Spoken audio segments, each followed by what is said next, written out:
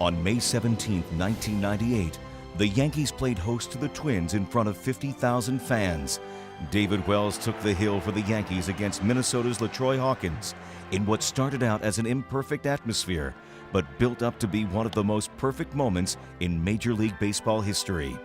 My bullpen session was absolutely the worst. I mean, I was out there, I wasn't feeling too hot to begin with, but you know, everything was short. My curveballs I was throwing were like 49 feet.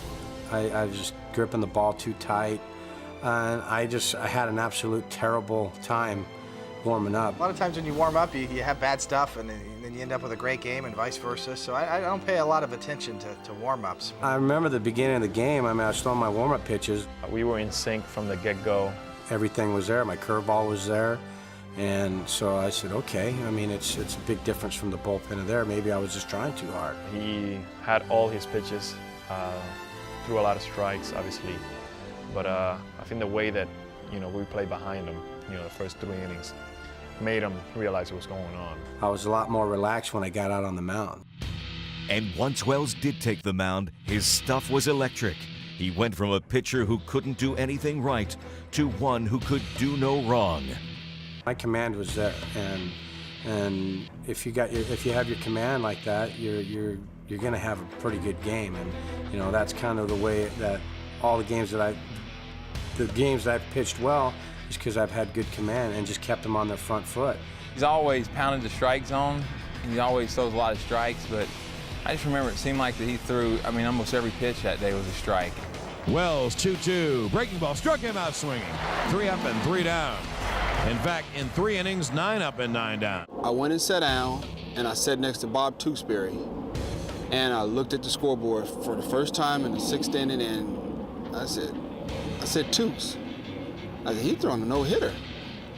And I never forget Tewksbury's words. He was like, no, Hawk, he's throwing a perfect game. About the 6th inning, things started really going, because I remember walking into the clubhouse, and I heard Michael Kay say, hey, he's got a perfect game going, and I'm like, oh, shoot.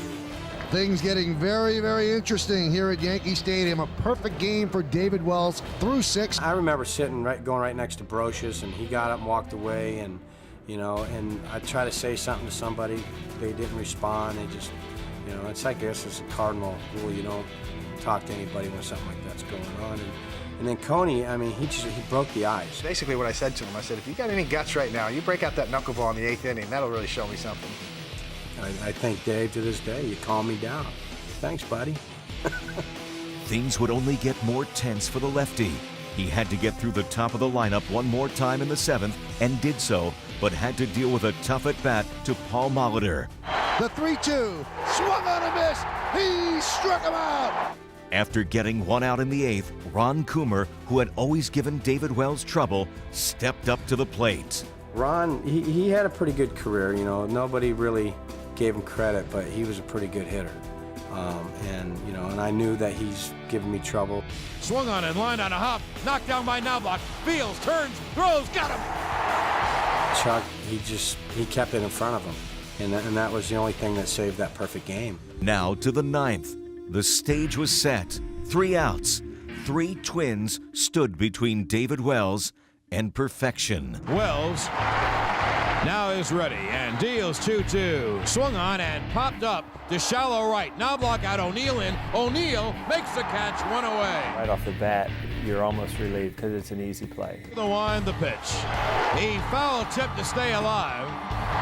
No, he struck him out, 2 outs. I could honestly tell you, I thought that ball was in the right field bleachers.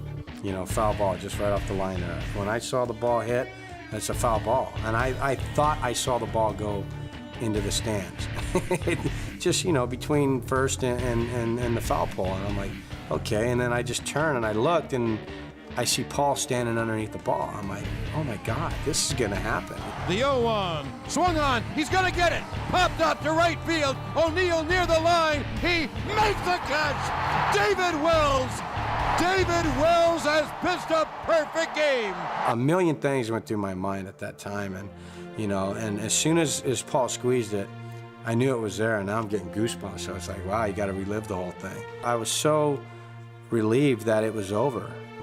You know, and then you obviously, I dedicated it to my mom because, you know, the fact that, you know, she was a big follower of mine, and I just lost her a little bit before that. So, you know, it was something that, you know, I think she was looking down. She was next to the babe. They were drinking beers and having a good old time. I could read his body language. He was so stunned and so caught up into the moment. Certainly, I understood from sitting on the bench how much the crowd was into it. The Yankee fans were so pumped up for that game and for those last few innings. And I thought it was important that he get back out there and thank them. I walked into the clubhouse. Somebody said, "Hey, man, curtain call." So I walked out there, and David Cone was sitting on the bench. When we came back in the dugout, I just made him turn around. I pointed to the scoreboard. I said, look at that scoreboard. Remember that the rest of your life." And he goes, "Man, go out there, go out there." So I went out there, I did a curtain call, and then I went back in the dugout, and I just sat next to him. I said, "Can you," I mean, my choice words, and I just looked at him. He goes, "Hey, do me a favor." I'm like, "What?" He goes, "Look at the board. Look at that scoreboard. You'll never see anything like that again." David Wells has pitched a perfect game. 27 up, 27 down. Baseball immortality